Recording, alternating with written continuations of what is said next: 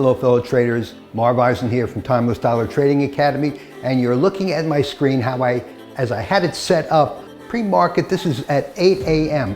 We were due out for a very important Labor Department report.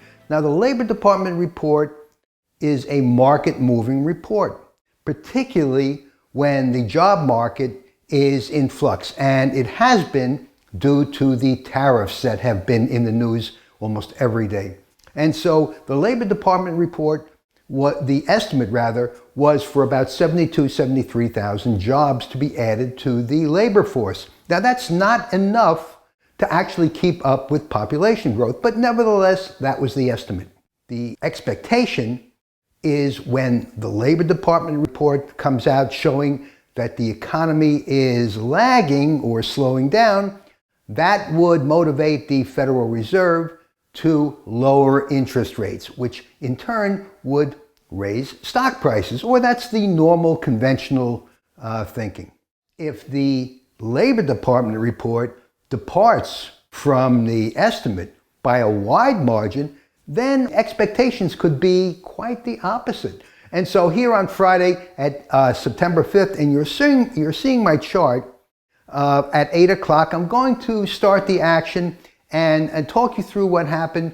And at some point in time, I think you're going to catch on. Well, you've probably seen this before because you know what happened on Friday, September 5th. But I'm going to take you through it, give you my take on it, and what you should have done if you had taken my course or you've seen many of my videos where I talk about the 6 trade setups: gap, support and resistance, trend, time and price, momentum, and candlestick. Only 6 trade setups. How hard is it to learn 6 trade setups? Some traders think trading is so complicated. Well, there are only 6 trade setups. That's not complicated. The rest of it is up to you, really. And of course, there's some rules involved, and I talk about that in my course. And you can use, of course, whatever indicators you like. I use the previous day's close, the stochastics, and the Taylor trading zone, all of which you see on my chart. The stochastics at the bottom, the previous day's close is the horizontal line just under the trading zone resistance area. And so let's start the action at 8 a.m. Friday, September 5th.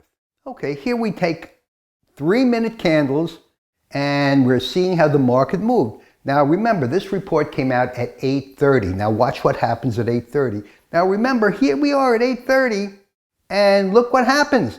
Market is very volatile. I'm going to stop it right here. Now, when I say the market is volatile, look at the length of the 8:30 candle. There are 10 points between each horizontal line on this chart, and this candle, the 8:30 candle, is almost 30 points. Almost 30 points. Tremendous volatility. That's why I always tell my viewers, anytime there is going to be a market moving report, Labor Department is one of them, FOMC is another. Another time is when the Federal Reserve speaks, where Federal Reserve Chairman speaks. On those time frames, don't trade. There's always trade setups that you can find. And on those times where volatility is expected, you're wise to sit it out. You can watch the action. But remember, reactions don't always occur instantaneously. Well, they certainly did at 8:30 when the Labor Department report came out.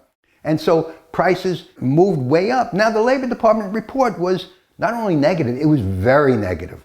And so a weak Labor Department report would motivate the Federal Reserve to lower interest rates. With lowered interest rates, that would tend to raise stock prices. And so people started buying. Did people start buying, or did the computer algorithms start buying? So let's see what happened. Notice that the Taylor trading zone is well below where prices are trading at the open. All right, I'm going to stop it here. We're about 15 minutes after the open, and here prices are trading about 25 points above where the Taylor trading zone forecast prices are likely to trade, and about 30 points above the previous day's close. Very weak labor report. Prices trading well above where they closed the previous day and well above the Taylor calculated trading zone. So, and I want to point out at this point in my video, I want to point out something I always tell my viewers. Wait for a half an hour to an hour after the market opens. Market is very volatile, especially at the open. The open is the time of the greatest uncertainty because the market, we don't know which way the market is going to go, except when the market opens well above the trading zone. And there was a very poor economic report would indicate that the trading zone was going to give us a good indication that prices are going to trade within that trading zone. So let's continue just prior to 10 a.m. And here we are at 10 a.m. Now look what happened. Stop it here. All of a sudden, not only are prices declining, but they're declining very quickly. And how do we know that? Look at the length of the candles. The length of the candles tell you a lot. It's not just the prices, it's the range that the prices are moving during the candle period, which is, again, this is a 3-minute candle. And so at 10 a.m., prices are trading just above the trading zone, but it looks like they're going to be trading into the trading zone. And the length of the candle is going to determine whether we're going to have one of our 6 trades, which is the momentum trade. Momentum trades are particularly profitable when prices are declining, because when prices decline, they decline quickly. And so a momentum trade doesn't have much of a setup, and here you see the beginning of it. This is the time to jump on, if you're going to do it at all. Takes a bit of a leap of faith, but look what's happening. The prices are trading above the previous day's close. They're trading above the Taylor trading zone. And they're trading in reaction to a very poor Labor Department report. Let's continue the action. And here we go. It's about 10:15 and prices are well into the trading zone and declining quickly.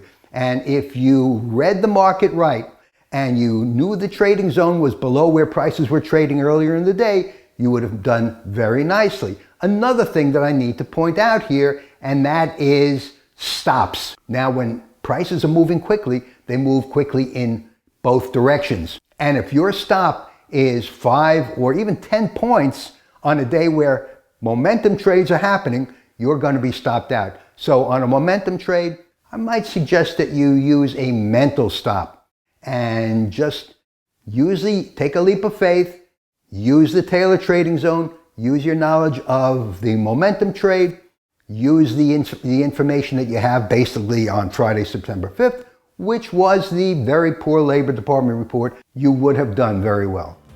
So that's my video for today. Trade safely, use lots of patience, and I'll see you in my next video.